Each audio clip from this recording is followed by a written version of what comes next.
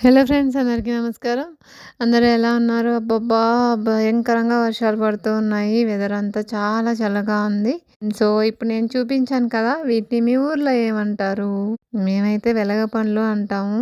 ఇంకొంతమందయితే ఎలక పండ్లు అని కూడా అంటారు.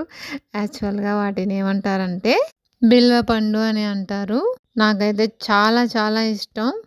ఆ పళ్ళు పండినప్పుడు వచ్చే స్మెల్ అయితే చాలా బావుంటుంది. నాకైతే ఆ స్మెల్ చాలా ఇష్టం. ఇంగ్లీష్‌లో అయితే వుడ్ యాపిల్ అని అంటారు. ఈ వెలగపండు అదే బిల్వ పండండి. తినడం వల్ల ఎన్ని బెనిఫిట్స్ ఉన్నాయో తెలిస్తే ఎక్కడ కనపడినా వెంటనే కొనేస్తారు. యాక్చువల్‌గా వినాయక చవితి నుండి వీటికి సీజన్ స్టార్ట్ అవుతుంది.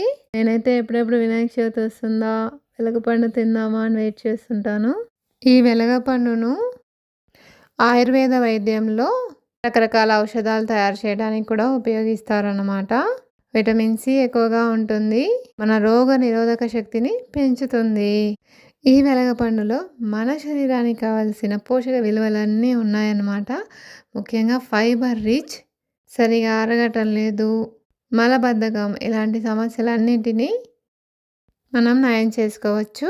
మధుమేహం ఉన్నవాళ్ళు అదే చక్కెర వ్యాధిగ్రస్తులు కూడా ఈ పండు తినవచ్చు. రక్తంలో చక్కెర స్థాయిలను నియంత్రించడంలో ఈ పండు సహాయపడుతుంది. అసలైన ట్రిక్ ఏంటో చెప్పాననుకోండి, మీరు ఎక్కడ దొరికినా వదలకుండా తినేస్తారు. ఏంటంటే యాంటీ ఏజింగ్‌గా పనిచేస్తుంది అన్నమాట.